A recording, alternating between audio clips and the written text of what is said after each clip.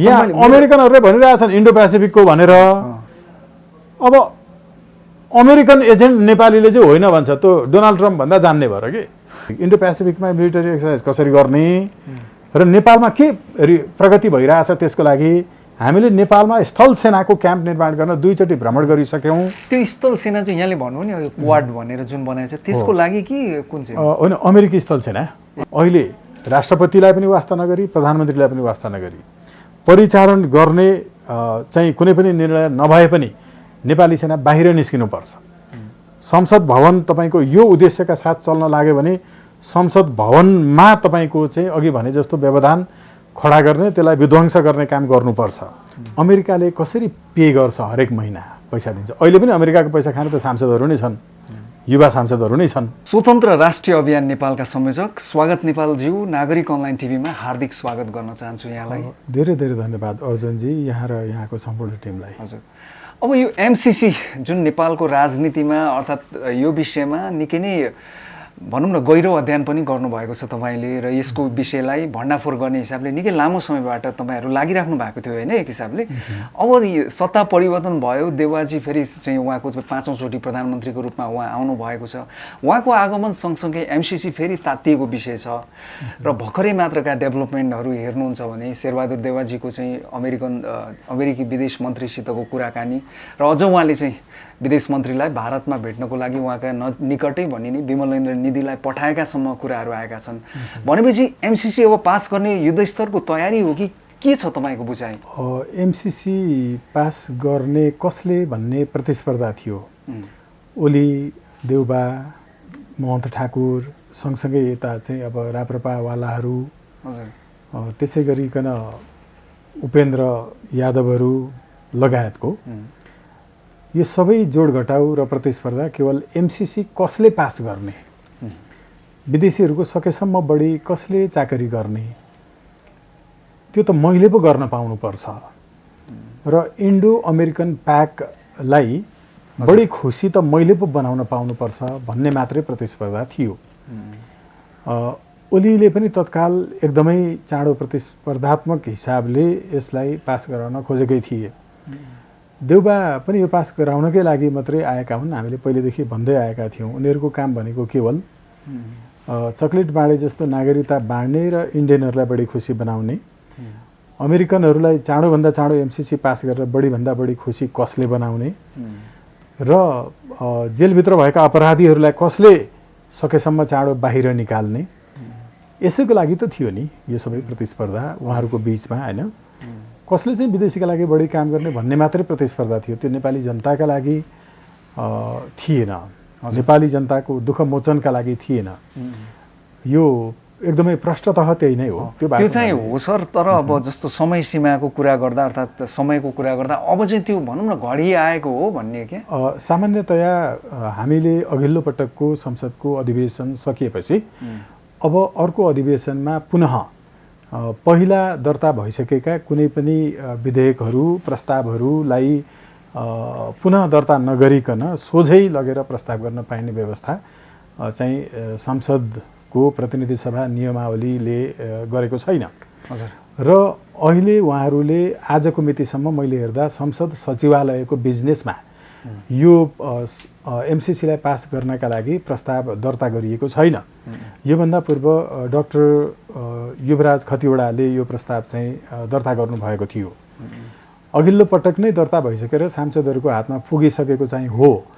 अब अध्यादेशहरू लगायत केही पहिलाको थियो भने त्यसलाई संसदमा ल्याएर अनि पहिलो पटक चाहिँ अध्यादेशहरूको बारेमा छलफल गर्ने, प्रस्ताव गर्ने, पास गर्ने वा नगर्ने भन्ने विषयमा चाहिँ छलफल हुन्थ्यो। त्यो यो पूर्व सकिसक्यो। त्यसो भएको हुनाले पहिला नै दर्ता गरेकोमा छलफल गर्नुपर्ने प्रकृतिको अब संसदको बिजनेसमा सचिवालयको सेड्युल हेर्दाखेरि केही पनि देखिँदैन आधिकारिक वेबसाइटमा। त्यो पहिला दर्ता नगरिकन एकैचोटि ल्याएर छलफल गर्ने छैन। त्यसरी हेर्दाखेरि अहिले संसदमा यो तत्कालै चाहिँ आइहाल्ने जस्तो चाहिँ देखिँदैन। यो देखिनका लागि अब उहाँहरूले जुनसुकै बेला जेसुकै गर्ने, नियमावली पनि नमान्ने, परम्परा पनि नमान्ने हो र पहिला दर्ता नगरिकन संसद चलेकै दिन टेबल गर्ने हो भने त्यो गैर संसदीय चाहिँ पद्धति हो। यसरी हेर्दा अहिलेसम्म त्यो देखिएको छैन। अर्को कुरा संसदबाट संशोधनसहित पास गर्ने सत्तारूढ केही घटकहरूले नै गरेका छन् र यसलाई संशोधन के गर्ने भनेर उहाँहरूले छलफल चलाउनु भयो भने संशोधन गर्ने विषयमा टुङ्गोमा पुर्याउनका लागि यो पूर्व भीम रावलहरू समेत रहेको समितिले गरेको चाहिँ प्रतिवेदनलाई अहिले अन गर्ने देखिँदैन, यो छलफलमै आएको छैन। र अब उहाँहरूले गठन गरेर गर्ने हो भने संशोधन गर्ने विषयलाई टुङ्गो लगाउनै केही समय लाग्छ। अर्को कुरा, बाहिरबाट नगरिकन संसदभित्रको कुनै समितिले यसलाई जिम्मामा लिएर अनि संशोधनको प्रस्ताव गर्ने हो भने पनि केही दिन त लाग्छ नै। जो संशोधनसहित पास गर्नुपर्छ भनिरहेका घटकहरू छन्, यदि त्यसो नहुँदाको अवस्थामा यो स्वतः जस्ताको तस्तै पास हुने स्थिति देखिँदैन। अर्को कुरा फेरि नेपालको संसदले संशोधनसहित पास गर्ने कुरालाई अमेरिकाले चाहिँ त्यस्तो असम्भव हो, संशोधनसहित पास गर्न पाइने छैन, यो पूर्व नै भनिसकेको छ। त्यसैले यताबाट संशोधनसहित पास गरे पनि अमेरिकाले मान्ने देखिँदैन।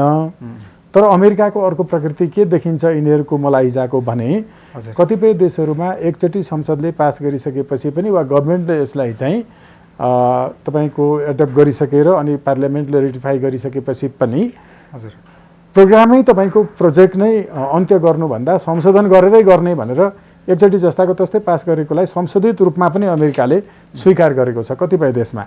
त्यो भएको हुनाले अमेरिकाले जहाँ आफ्नो स्वार्थ सिद्ध गर्नुपर्छ त्यहाँ संशोधन हुँदैन है भन्दा भन्दै पनि संशोधनसहित मान्न तयार हुन सक्छ, किनकि उसलाई नेपालबाट फ्री टिबेट मुभमेन्टका लागि काम गर्न र चीनलाई फुटाउन नेपालमा तपाईँको चाहिँ स्रोत साधनहरू चाहिँ आफ्नो खल्तीमा पार्नका लागि उसले यो गर्न पनि सक्छ। उसले यो पूर्व संशोधनसहित पास गर्न चाहिँ हाम्रो लागि मान्य हुने छैन भने पनि, तर यता चाहिँ फेरि संशोधनसहित र संशोधन रहित पास गर्नेहरू बिचमा सहमति नभई तत्कालै पास हुन्छ, त्यस्तो मलाई लाग्दैन। अब नि सर, जस्तो केपी शर्मा ओलीजी त उहाँ गइसक्नु भयो, शेरबहादुर देवाजी आउनु भएको छ, तर मुख्यतः उहाँहरूको लाइन भनेको एमसिसी पास गर्ने नै हो। यहाँले भनि पनि सक्नुभयो दौडधुप छ, कसले चाहिँ यो प्राइज जित्ने भन्ने जस्तो एउटा दौडको अवस्था हो भनेर। भोलि एमसिसी पास गर्नुपर्ने निर्णायक मोडमा केपी शर्मा ओलीजीले यसलाई अस्वीकार गर्न सक्ने सम्भावना त नैतिक रूपमा पनि उहाँमाथि छैन नि, होइन? किनकि हिजो त उहाँले बोक्नु भएको एजेन्डा हो नि त यो। पहिलो कुरा त उहाँले अनैतिक भइदिनु भयो भने देशका लागि राम्रो हुन्छ। नैतिकता नै के छ र, एउटा अनैतिकता अर्को गरिदिनु भयो भने देशका लागि राम्रो हुन्छ। उहाँका केही चाहिँ अब कार्यकर्ताहरूले एमसिसी चाहिँ पास गर्न मिल्दैन भन्न थालेको आउन थालेको छ तेस्रो तहका कार्यकर्ताहरूले। हिजो सत्तामा हुँदा ओलीले पास गराउन लाग्दाखेरि जय जयकार गर्दै हुनुहुन्थ्यो। अहिले उहाँहरूले चाहिँ सत्तामा नभएकै कारणले, कुरा बुझेर होइन कि सत्तामा नभएकै कारणले अर्कोलाई चाहिँ अमेरिकाको चाकरी गर्न किन अवसर दिने हामी हुँदाहुँदै भनेर एमसिसी पास गर्न हुँदैन भन्ने पनि आवाज आइरहेको सन्दर्भमा मलाई लागिरहेको चाहिँ के हो भने ओलीसँग त्यो नैतिकता छैन, तर अनैतिक भएको राम्रो छ यसमा। र उनले एमसिसी चाहिँ पास होस् भन्ने नै भित्रभित्रै चाहेका छन्, पहिला पनि चाहना गरेकै हो, यसमा हतार पनि गरेकै हो। अब अर्को कुरा, यो पास नगराउने भन्ने चाहिँ संसदमा नपुगेकाहरूको पनि देखिँदैन। केही नयाँ भनिएका होइन, सो कल्ड अल्टरनेटिभ भनिएकाहरू पनि फेरि त्यसैका लागि जोडबल गरिरहेका छन्, त्यसकै लागि उनीहरूले चाहिँ तपाईँको वातावरण बनाइरहेका छन्।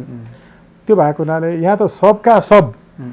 त्यही त सरले त्यसो भनिराख्दाखेरि जस्तो अब अलिकति मेन स्ट्रिम जस्तो यहाँले भनेको अल्टरनेटिभ फोर्सको रूपमा पनि देखिएका कम्तीमा होइन विवेकशीलसम्मको चाहिँ एउटा लहरोमा एमसिसीलाई अस्वीकार गर्नुपर्छ भन्ने उहाँहरूको लाइन छैन। क्लियर डिभिजन भन्छ नि हजुरको, स्पष्ट रूपमा चाहिँ दुईवटा किता देखिँदैछ। एउटा वर्ग सत्तासँग नजिक होइन, अलिकति शक्तिसँग नजिक र सोकल्ड अलिकति चाहिँ बुझेको भन्ने हिसाबको, अर्को चाहिँ तपाईँको ग्रासरुट अनि सँगसँगै बाहिर सडकको फोर्स भनौँ न। आजको मितिमा मैले तपाईँलाई पनि एउटा सडककै फोर्स भन्न मिल्छ नै होला होइन? त्यो हिसाबले दुईवटा किता यो प्रष्ट हुँदैछ होइन, एमसिसी जति नजिक आउँदैछ त्यो अहिले देखिँदैछ कि को विदेशीका एजेन्टहरू हुन्, विदेशीको हित चाहने नेपाली अनुहारका विदेशी एजेन्टहरू हुन् र सही नेपाली र नेपालका लागि बोल्नेहरू को हुन् भन्ने अहिले प्रष्ट हुँदैछ। कतिपय अभियन्ताहरूको पुराना मैले चाहिँ सानो सानो क्लिपहरू भिडियोहरू पनि हेर्छु, जो पहिला चाहिँ एमसिसीको विरोधी भनेको विकास विरोधी हो भन्नुहुन्थ्यो सडकै फोर्स बनाऊ हैन। अहिले फेरि आएर उहाँहरूले कुरा बुझ्नु भएको छ, त्यसलाई धन्यवाद दिनुपर्छ। र अल्टरनेटिभ फोर्स तपाईँले जुन भन्नुभयो, अल्टरनेटिभ फोर्स चाहिँ होइन, त्यो भन्न मिल्दैन। अल्टरनेटिभ फोर्स भनेको पुरानो विचार हुँदैन, विकल्प भनेको सुरुमा त्यो नाम दिएर त्यो आवरणमा आउनुभयो नि त उहाँहरू, आवरणमा आउनुभयो। र हो यस्तै आवरणमा मान्छेहरू झोकिएका छन्। एमसिसीका सवालमा पनि त्यसरी मान्छेहरू झोकिएका छन्, कसैले मौन बसिरहेका छन्। कोही नेपालको नागरिकता एकचोटि त्यागिसकेर तपाईँको विदेशमा गएर त्यहीँको नागरिकता लिइसकेर फेरि नेपाल आएर आत्मसमर्पण गरेकाहरू पनि चुपचाप बसिरहेका छन्। यसले गर्दाखेरि उनीहरू चाहिँ एजेन्टै हुन् र त्यसका लागि नेपाल फेरि आएका फर्किएका थिए भन्ने पनि देखिन्छ। कोही जापानबाट फर्किएका छन्, कोही कताबाट फर्किएका छन्। यसले पनि प्रष्ट कित्ता काट चाहिँ गरिरहेको छ। अब हामीले एमसिसी भनेको संसदबाट पास भनेर हात उठाएर पास गऱ्यौँ भन्दैमा पास हुँदैन। MCC to be passed in practice is to be translated into real life in local level in project area. यो सम्भव छ कि छैन इम्प्लिमेन्टेसनका लागि होइन, यसको इन्फोर्समेन्टका लागि त्यो सम्भव छ कि छैन। आएर व्यवहारमा स्थानीय तहमा साँच्चै हजुर यो अनुवाद हुन सम्भव छ कि छैन, व्यवहारमा लागू हुन सम्भव छ कि छैन, यो सम्भव छैन। त्यसैले गर्दा इट वोन्ट बी पास्ड, यो पास हुनेवाला छैन, पास हुँदैन।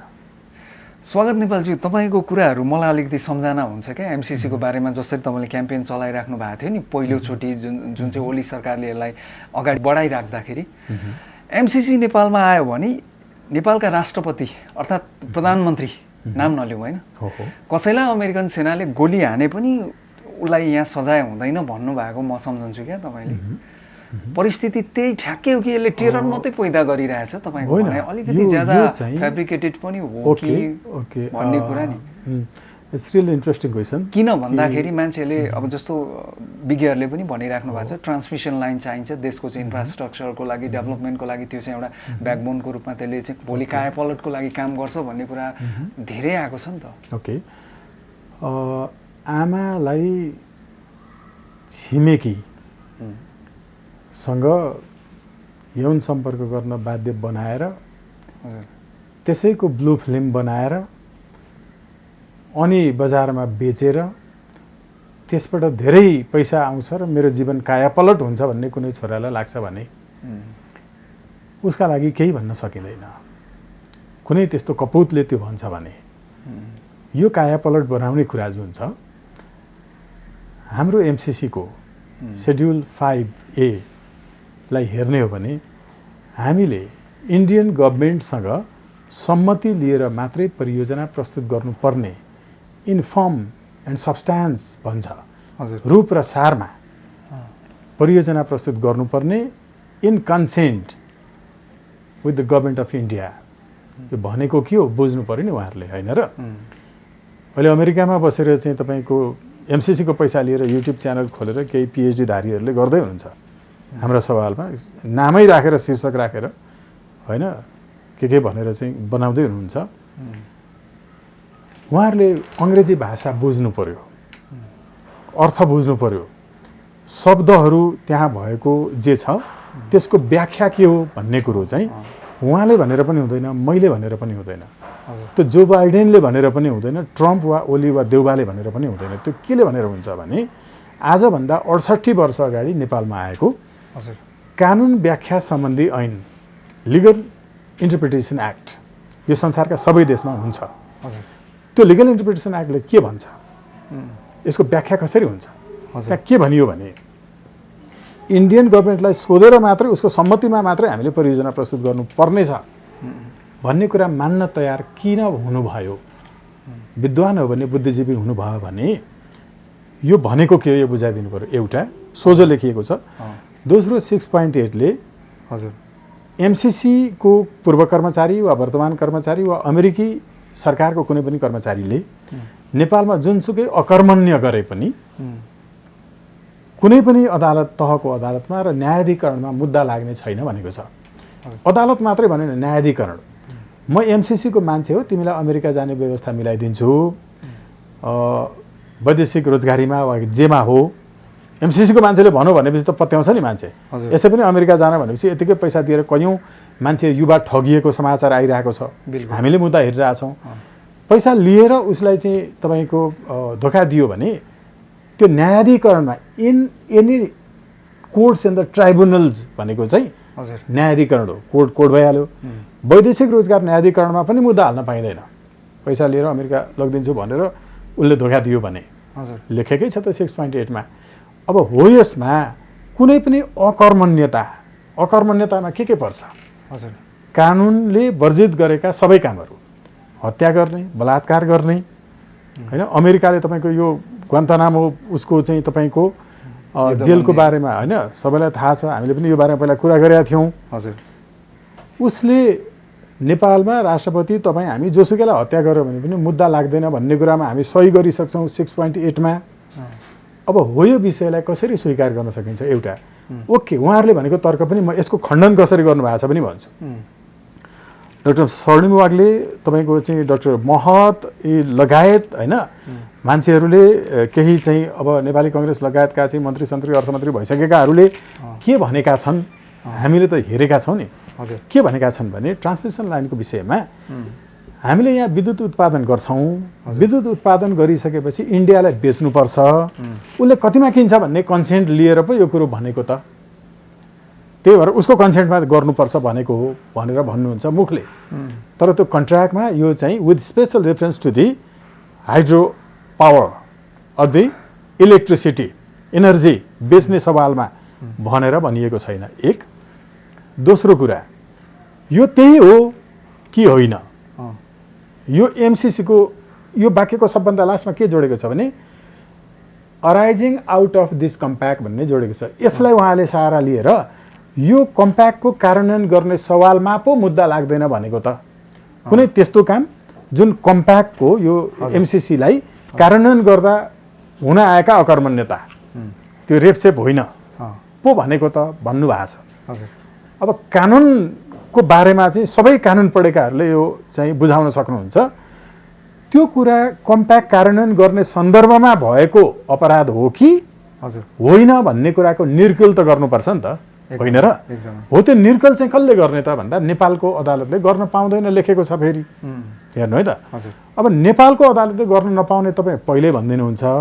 अनि यो अराइजिङ आउट अफ दिस कम्प्याक्ट हो कि होइन? यो डिस्प्युटेड जुन एक्सन छ होइन, विवादित तपाईँको चाहिँ कार्य जुन छ, त्यो विवादित कार्य यो करारको कार्यान्वयन गर्ने सन्दर्भमा हो कि होइन भन्ने कुरो चाहिँ अदालतले निर्कुल गर्नुपर्छ। अदालतमा जान पाइँदैन भन्छ।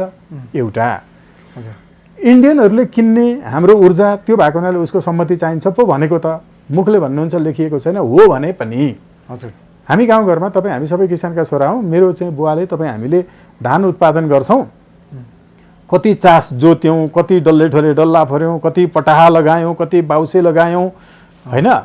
बिहार राख्दाखेरिदेखि लिएर थन्क्याउँदा बेलासम्म त्यो 1 मन धानको परल मूल्य कति भयो मेरो परिश्रम समेत जोडेर हो, त्यो परल मूल्य मेरो यति भयो भनेर हिसाब त निकाल्न सक्छौँ। त्यो हिसाब निकालेपछि अब मलाई नाफा चाहिँ यति चाहिन्छ। कम्तीमा सरकारले भने बमोजिम लागत मूल्यको 20% त मिनिमम लिन पाइन्छ। त्यो 20% मूल्य जोडेर अनि म मेरो धानको मूल्य लिन्छु भन्न किसानले नपाउने, धान किन्नेवालालाई सोध्न जानुपर्ने धानको मूल्य कति छ, मैले भन्न पाउनुपर्छ मेरो मूल्य कति हो, होइन र? उसको कन्सेन्टमा होइन। यो परम्परागत नेपालको बजार प्रणालीमै दिमागमा घुसाउनेहरूले किन्नेवाला जो हो इन्डियन उसलाई सोध्नुपर्छ भन्छन्। हामीले भन्नुपर्छ मूल्य, हामीले तोक्न पाउनुपर्छ। ओके, त्यसमा के भन्नु पर्थ्यो भने in consent of Government of India with special reference to the hydropower energy that is produced under this project will be submitted to the MCC. यति भन्न सकिन्थ्यो होला नि त। नेपाल त्यो पनि म्युचुअल्ली इन्डिया र नेपालको पारस्परिक समझदारीमा एमसिसीलाई प्रस्तुत गर्ने छ भनेर लेख्दा हुन्थ्यो होला त। अनि इन्डियालाई नै सोध्न जानुपर्ने मूल्य, यो त गलत कुरा हो नि। हामीले यो भनिरहेका छौँ। अब यो सँगसँगै अर्को जोडौँ अलिकति। एकदमै उनीहरूले के भनिरहेछन् भने यो इन्डो पेसिफिक अन्तर्गत होइन भनिरहेछन्। हेर्नु, इन्डो पेसिफिक अन्तर्गत हो भनेर भन्ने कुरा चाहिँ 2017 को तपाईको चाहिँ डोनाल्ड ट्रम्पको चाहिँ स्टेट अफेयर्सको चाहिँ रिपोर्टमा उनले चाहिँ स्पष्टसँग भनेका छन् हजुर कि यो विश्वका अरू मुलुकहरूलाई हामीले दबावमा आर्थिक दबावका कार्यक्रममा राखेर युद्ध रणनैतिक चाहिँ परिणामहरू प्राप्त गर्नुपर्छ, जुन काम हामीले योभन्दा पहिला नै एमसिसी मार्फत गर्दै आइरहेका छौँ। मैले भनेको होइन, डोनाल्ड ट्रम्पले भनेको।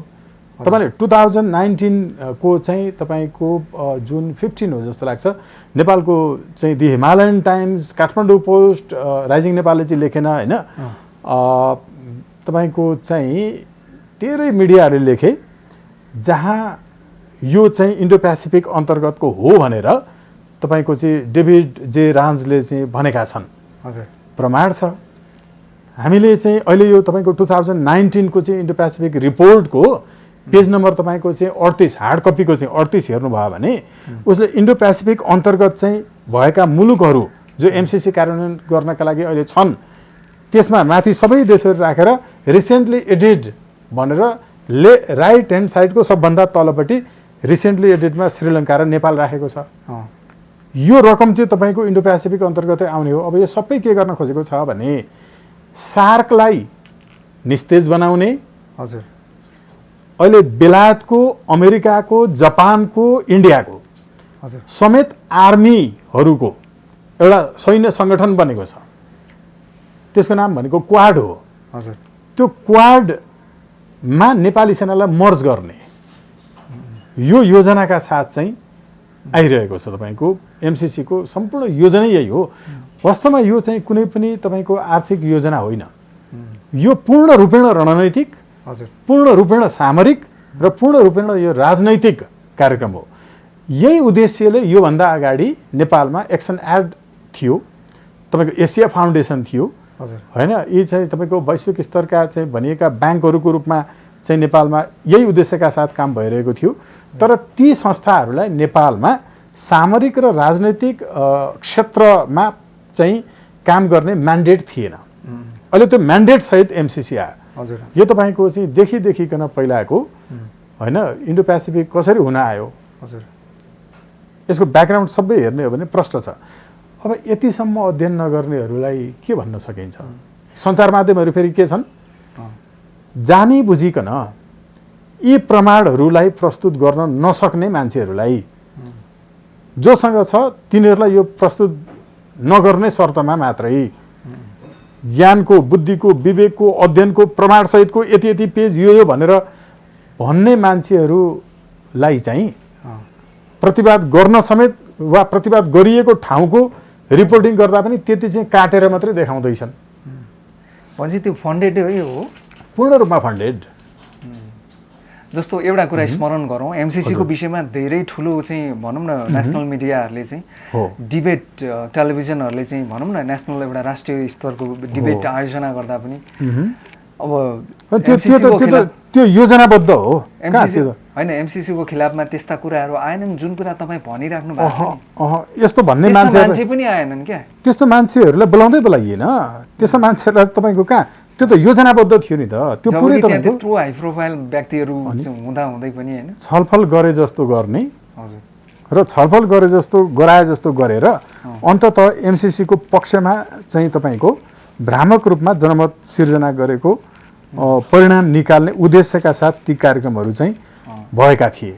हेर्नु, त्यो भएको हुनाले यो त एकदमै प्रष्टसँग म एउटा यहाँ चाहिँ प्रस्तुत गर्न खोज्दैछु। हिजो मात्रै मैले एउटा चाहिँ जो नेपाल पत्रकार महासङ्घको पूर्व केन्द्रीय अध्यक्ष धर्मेन्द्र झा सम्पादक हुनुहुन्छ यसको, हजुर पत्रकार महासङ्घको पूर्व अध्यक्ष, तपाईँको नागरिक दैनिकको चाहिँ सम्पादकीय पृष्ठको सम्पादक सुबिद गुरागाई, उहाँ सम्पादक हुनुहुन्छ।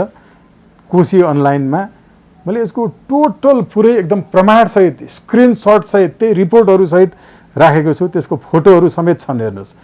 यहाँ मैले अब यो कतिको देखिन्छ थाहा छैन, त्यहाँबाट यसको सबैभन्दा तल रिसेन्टली एडिट श्रीलङ्का र चाहिँ नेपाल देखिन्छ होइन। अर्को एउटा म यसमा आउन चाहन्छु, यो मैले जुन पहिलो हाइलाइटेड गरेको छ नि, हजुर यो चाहिँ मैले भने डोनाल्ड ट्रम्पले चाहिँ एमसिसी अन्तर्गत इन्डो पेसिफिकको रकमले अहिले विश्वभरि यो कार्यक्रमहरू हामीले अलरेडी गर्दै आएका छौँ भनेको छ। यसले के भन्छ भने नि, the United States will use diplomacy and assistance to encourage states to make choice that improve governance, rule of law and sustainable development.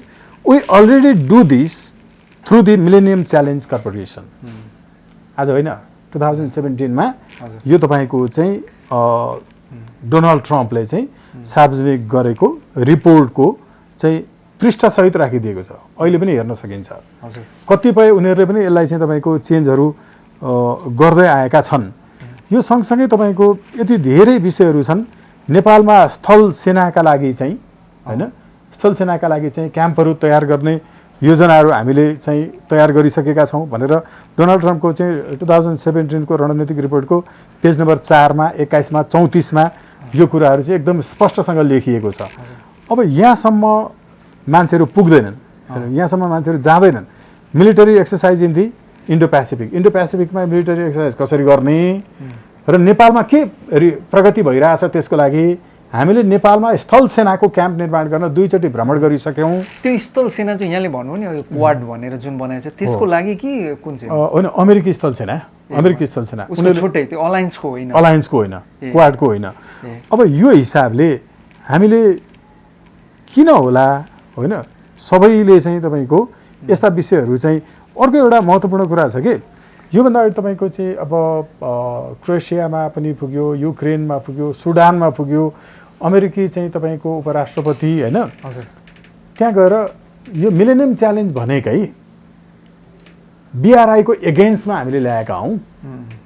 हामीलाई बिआरआईको चाहिँ सपोर्ट गर्नु छैन नि, खालि के भने नेपालको भूमि हामी कुनै पनि देशका विरुद्ध प्रयोग हुन दिन्नौँ, अमेरिकाको विरुद्ध पनि प्रयोग हुन दिन्नौँ, चाइनाको इन्डियाको विरुद्ध पनि प्रयोग हुन दिन्नौँ।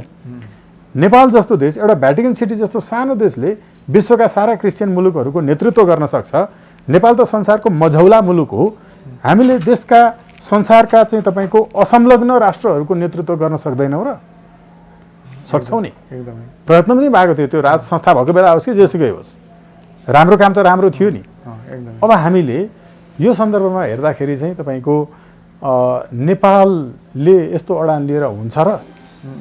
हामी सक्दैनौँ त, सानो देश छौँ भन्ने त्यो सङ्कीर्ण मानसिकता भएका लिलिपुट विचार भएकाहरू, तर अब लेख्नका लागि पिएचडी लेख्नेहरूले चाहिँ यो देश सारा बिगारे हेर्नु। ठ्याक्कै टिबेटियन मुभमेन्टलाई, फ्री टिबेटको मुभमेन्टलाई यसले सहयोग गर्छ भन्ने हिसाबको तपाईँको जुन भनाइ छ नि, त्यसलाई तपाईँ कसरी जस्टिफाई गर्नुहुन्छ? यस्तो छ, नेपालमा फ्री टिबेट मुभमेन्टका लागि काम गर्ने मान्छेहरूलाई जासुसको रूपमा वा त्यसको एक्टिभिस्टको रूपमा अमेरिकाले कसरी पे गर्छ, हरेक महिना पैसा दिन्छ। अहिले पनि अमेरिकाको पैसा खाने त सांसदहरू नै छन्, युवा सांसदहरू नै छन् होइन, उनीहरूले नै आफ्नो रिपोर्टमा भने।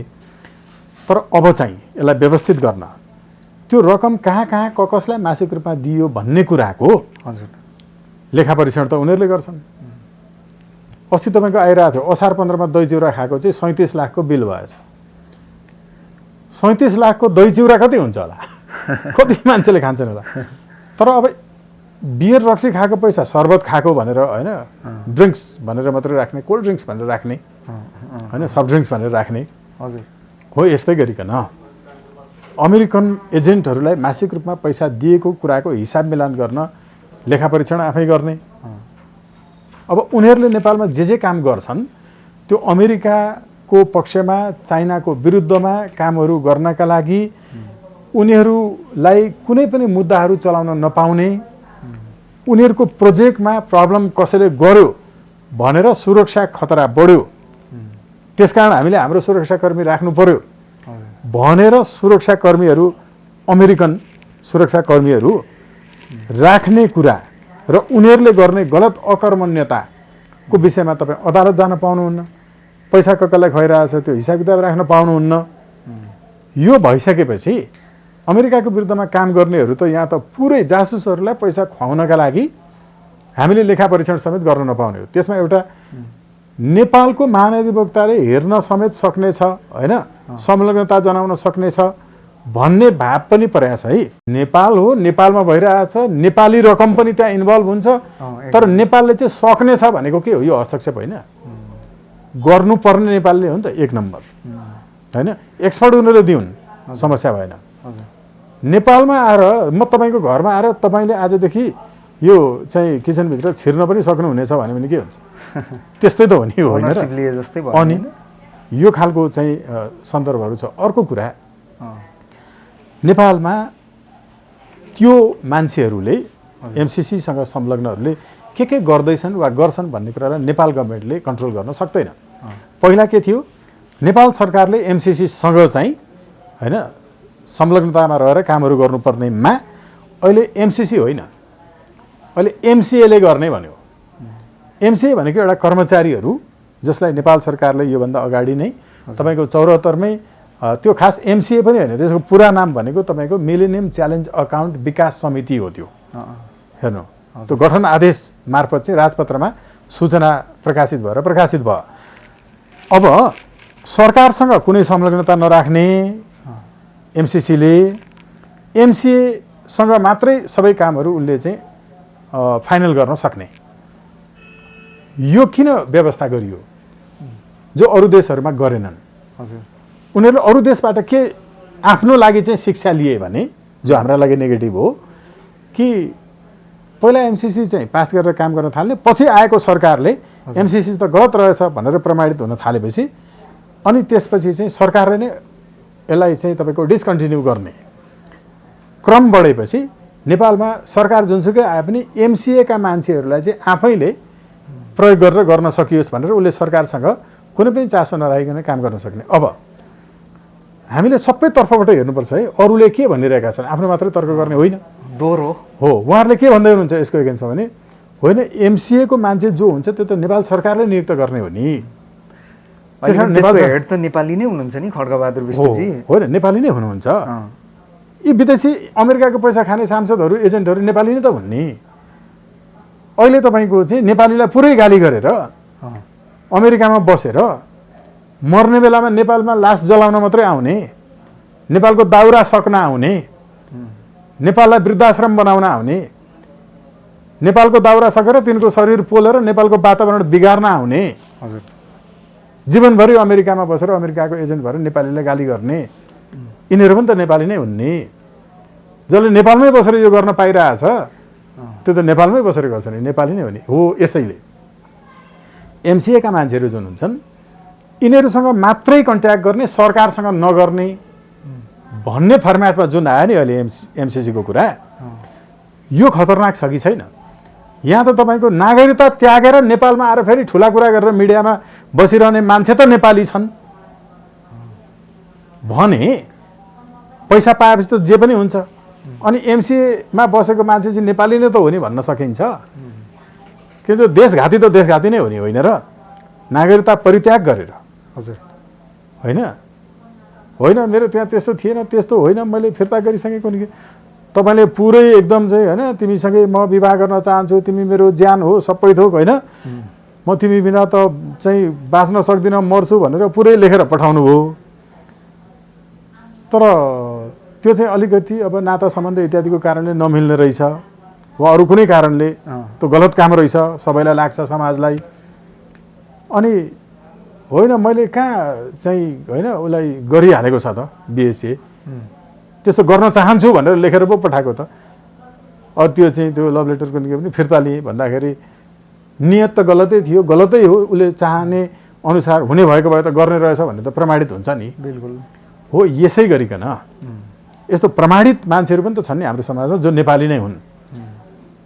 नेपालमा तपाईँको लास पोल्न आउने मात्रै, यस्ताको त तपाईँको त्यो एयरपोर्टबाट लास फर्काउनु पर्छ। उ त हेर्नुहोस्, जो एमसिसीको पक्षमा छ त्यहाँ बसेर कुरा गरिरहेछ। हजुर, यिनको चाहिँ अब एमसिएमा हुने मान्छेहरूको पनि सवालमा त्यही हो, मान्छे तपाईँको नेपाली अनुहारका विदेशीहरू हुन् त, कहाँ नेपाली जनताले विश्वास गर्न सक्छन्? ओके, ल त्यसमा विश्वास गरौँ, इन्डियालाई सोधेर मात्रै काम गर्नुपर्छ भन्ने कुरामा विश्वास गरिसकेको मान्छे एमसिएमा नेपाली छ भनेर हुन्छ? त्यो त विदेशी नै हो नि। तपाईँ स्वीकार गर्न सक्नुहुन्छ कि हामीले गर्ने कुनै काम इन्डियाको सरकारले सम्मति दिएपछि मात्रै हामी अर्को देशसँग काम गर्न सक्छौँ? यो के थियो भने 1993 मा भुटानले तपाईँको चाहिँ यता मालदिभ्ससँग चाइनासँग चाहिँ दूतावास चाहिँ दौत्य सम्बन्ध स्थापना गर्दाखेरि उनीहरूले इन्डियालाई सोधेर गर्नुपर्छ लेखिएको थियो है। शान्ति तथा मैत्री सन्धिमा नेपालको पनि त्यही अवस्था थियो नि। नेपालले अरू देशसँग हतियार किन्दा इन्डियाको कन्सेन्टमा मात्रै किन्नुपर्छ भन्ने थियो नेपाली सेनालाई र प्रहरीलाई। तर त्यति एउटा कामका लागि चाहिँ फेरि देउवालाई धन्यवाद, उनले बेल्जियमसँग डाइरेक्ट इन्चार्ज किनेर लिएर आए। हेर्नु त्यति बेला इन्डियाले चाहिँ तपाईँको कम्प्लेन गरेको थियो। हजुर, मान्छेको जीवनमा एकदमै राम्रा काम पनि हुन्छन् नराम्रा पनि हुन्छन्। बिल्कुल। हाम्रो शरीरमा यति राम्रो खाने मुख पनि छ, हाम्रो शरीरमा चाहिँ अब मलद्वार पनि छ, एकदम घरमा किचन पनि हुन्छ, डाइनिङ पनि हुन्छ, पूजा कोठा पनि हुन्छ र टोयलेट पनि हुन्छ। एउटै मान्छेमा उसको जीवनकालमा कतिपय कुराहरू कस्तो राम्रो हुन्छ, कतिपय कुराहरू नराम्रो हुन्छ। तपाईँ र मेरो पुस्ताले चाहिँ राम्रोलाई राम्रो र नराम्रोलाई नराम्रो भन्नु पर्यो। देउबाले इन्चार्ज तपाईँको बेल्जियमबाट लिएर आउँदाखेरि उनले इन्डियालाई वास्तै गरेन। तपाईँको भुटानले चाहिँ पाकिस्तानसँग चाहिँ दौत्य सम्बन्ध गर्दा र दूतावास स्थापना गर्दाखेरि इन्डियालाई सोध्दै सोध्दैन, जबकि सोधेर गर्नुपर्छ भन्ने लेखिएको छ। हेर्नु है, हो यस्तो खालको तपाईँको साहसिक हिसाबले कामहरू गर्दाखेरि राष्ट्रको विषयमा लिने निर्णय जुन हुन्छ नि, हजुर, त्यो निर्णय अघि तपाईँले गरेको प्रश्नसँग सम्बन्धित छ। हेर्नु हामीले चाहिँ यस्तो गम्भीर विषयमा स्वीकार गरिसकेपछि त्यो नेपाली हो भनेर चाहिँ हुँदैन। राष्ट्रहित छ कि छैन डकुमेन्टमा त्यति हेर्ने हो नि त। अब ल कसैले कन्भिन्स गरिदियोस् न हामीलाई, होइन? कन्भिन्स त हामी हुन पाउनु पर्यो। त्यो चाहिँ कसले कसरी गर्न सक्दो रहेछ, तर डकुमेन्ट सहित है, भाषण गरेर होइन नि। यहाँ अमेरिकनहरूले भनिरहेछन् इन्डो पेसिफिकको भनेर।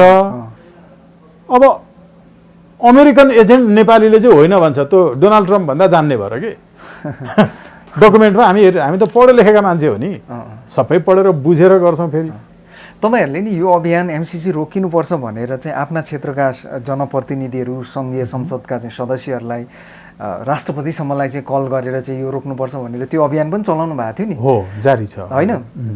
उहाँहरूको भोटिङ राइट्स पनि छ, होइन? उहाँहरूले यो गल्ती गर्नुभयो भने त्यसको मूल्य भविष्यमा कसरी चुकाउनु पर्ला, तपाईँ त्यो पनि बताइदिनुहोस्। पहिलो कुरा त एमसिसी पास गर्ने भन्ने तपाईँको बिजनेस चाहिँ टेबल हुने, कन्फर्म हुने बित्तिकै संसद भवनभित्र जानुभन्दा पहिलो दिन नै उहाँहरूका लागि खतरा छ। उहाँहरू जान नसक्ने स्थिति बनाउनुपर्छ तपाईँ हामी सबैले। त्यो नागरिकले बनाउँछौँ र अभियानले बनाउँछ र हाम्रा साथीहरूले बनाउनुहुन्छ, त्यसको तयारी पनि हामीले चाहिँ गर्नुपर्छ। हजुर। दोस्रो, इफ इन केस तिनले पास भनेछन् भने पनि प्र्याक्टिसमा फिल्डमा पास हुँदैन, मैले अघि भनिसकेँ। अब तेस्रो कुरा, पासै गर्न भूमिका खेल्नेहरूको चाहिँ गाउँमा जाँदाखेरि तपाईँको त्यो चाहिँ कारबाही बहिष्कार हुन्छ, त्यो भौतिक रूपमा हुन्छ। हजुर, कारबाही बहिष्कार अगाडि उभिएर सिधा हुन्छ, किनकि सबै ठाउँमा सङ्गठन छ, सबै ठाउँमा साथीहरू हुनुहुन्छ र सबैले फोन गरेर भन्नुभएको छ। कतिपय त हामीले त्यसको होइन रेकर्डेड अडियोहरू नै सार्वजनिक गरेका छौँ। त्यसमा चाहिँ अडियो रेकर्ड गरेर किन सार्वजनिक गर्यो भनेर मुद्दा हाल्छ भने हालेर देखाउन्, होइन? कानुनले त्यो रेकर्ड नगर्नु भन्छ, तर देशका लागि गरिन्छ। किनकि देशघाती काम गर्न थालिसकेपछि सबै सार्वजनिक गर्नुपर्छ। त्यो भएको हुनाले एमसिसी पास गर्ने योजनाका साथ सांसदहरू संसद भवनभित्र प्रवेश गर्न नसक्ने वातावरण हुन्छ। हाम्रा चाहिँ हातखुट्टामा चाहिँ जेल मतलब नेल ठोकेर राखिएको छैन। देश बचाउनका लागि तिनीहरूमाथि चाहिँ सबै प्रकारको तपाईँको व्यवधान उत्पन्न हुने, संसद भवनभित्र छिर्नका लागि त्यो पर्सनल गाडीमा जान्छ कि टेम्पोमा जान्छ, त्यो सबै ठाउँमा चाहिँ भौतिक रूपमै जान नसक्ने बनाउनुपर्छ। जस्तो एमसिसीकै कुरा उठाउँदा तपाईँहरू थुनिनु पनि भएको थियो, होइन? हिरासत पनि बस्नु भएकै हो पहिला पनि। अब अहिले यो एकदमै क्लाइमेक्सतिर भनौँ न, एकदमै चाहिँ यसको चाहिँ एउटा भिडन्तको अवस्था, अर्थात् अन्तिमतिर नै छ, यसको परिणाम आउने अवस्थातिर हो। अब यो चाहिँ 50 करोड अमेरिकन डलर, 55 अरब चान्चु नेपाली रुपैयाँ वार्षिक रूपमा, त्यो पनि 5 वर्षको हिसाबले गर्दा त्यसमा फेरि नेपालको कन्ट्रिब्युसनको कुरा पनि छ, नेपालले पनि त्यसमा हाल्नै पर्ने। अब छिमेकी राष्ट्र, सार्कको अर्को राष्ट्र जस्तो श्रीलङ्का आफैले पनि एउटा चाहिँ भनौँ न यसलाई रिजेक्ट गरेको उदाहरण त हाम्रो सामु आज तपाईँसित कुरा गर्दाखेरि त्यो एउटा उदाहरण बनेकै छ, एउटा नजिर जस्तो। एमसिसीलाई रोक्न सकिँदैन र रोक्दाखेरि कसले रोक्न सक्छ? रोक्दाखेरि चाहिँ नागरिकको तहबाटै रोक्न सकिन्छ। नागरिकले नै रोक्ने हो। तर मेरो आह्वान चाहिँ नेपाली सेना, सशस्त्र र प्रहरी समेत, किनकि नेपालको सेनालाई डिजल्भ गर्न खोजिँदैछ, नेपाली सेनालाई क्वाड अन्तर्गत लान खोजिँदैछ, सार्कलाई तपाईँको चाहिँ निस्तेज बनाएर उनीहरूको यहाँ प्रवेश चाहिँ हुने प्रयत्न भइरहेको छ। यो पुरै राष्ट्रियताको विरुद्ध छ। त्यो भएको हुनाले अहिले राष्ट्रपतिलाई पनि वास्ता नगरी, प्रधानमन्त्रीलाई पनि वास्ता नगरी, परिचालन गर्ने चाहिँ कुनै पनि निर्णय नभए पनि नेपाली सेना बाहिर निस्किनुपर्छ। संसद भवन तपाईँको यो उद्देश्यका साथ चल्न लाग्यो भने संसद भवनमा तपाईँको चाहिँ अघि भने जस्तो व्यवधान खडा गर्ने, त्यसलाई विध्वंस गर्ने काम गर्नुपर्छ। त्यो भनेको नै राष्ट्रियताको संरक्षण हो। यसकारण नेपाली सेना, सशस्त्र, प्रहरी, नागरिक, सञ्चारकर्मी हामी सबैले गर्न सक्छौँ। यो हुन्छ, यो सम्भव छ, अवसम्भावी छ र यो पूर्ण रूपेण 100% निश्चित छ। हजुर, सरले यसो भन्दै गर्दा नि म लगभग अन्त्यतिर पनि थिएँ, मेरो एउटा पुरो प्रश्न आइ पनि हाल्यो। सेनाले यसमा इनिसिएटिभ लिनुपर्छ अर्थात् नेतृत्व गर्नुपर्छ, यस्तो अवस्था आयो भने भन्नुभयो नि तपाईँले। अब नेपाली सेनामा नेतृत्व परिवर्तन पनि हुँदैछ क्या तपाईँसित कुरा गर्दै गर्दा। पूर्णचन्द्र थापाले चाहिँ छोड्दै हुनुहुन्छ, अब प्रभुराम शर्माले नेपाली सेनाको चेन अफ कमान्ड सम्हाल्दै हुनुहुन्छ। भनेपछि उहाँको भूमिका निर्णायक छ। उहाँले यो परिस्थितिलाई मध्यनजर एकदम सिरियसली लिनुपर्छ भन्ने लाग्छ तपाईँलाई? के सन्देश दिन चाहनुहुन्छ उहाँलाई? It's not only a message, because before it was disseminated through all of the national media that extremely strongly condemned by the Nepal army कि नेपालमा यो स्थल सेना बनाउने सन्दर्भमा नेपाल आएको बेलामा पत्रकारहरू बीचमा उनीहरूले दिएको स्टेटमेन्टको एगेन्स्टमा नेपाली सेनाले आपत्ति जनाइसकेको छ नेपाल सरकारसँग कि यो कुरा हुन सक्दैन। अहिले यो नेपाली सेनाको स्ट्यान्सको लिगेसीलाई अब चाहिँ तपाईको इनकमिङ सिएनसी प्रभुराम शर्माज्यूले चाहिँ गम्भीरतापूर्वक ऐतिहासिक जिम्मेवारी उहाँले लिनुहुन्छ, मलाई विश्वास छ। यो जरुरी पनि छ र यो निश्चित पनि हामी जनताको साथ समर्थन सहयोग भइसकेपछि छ।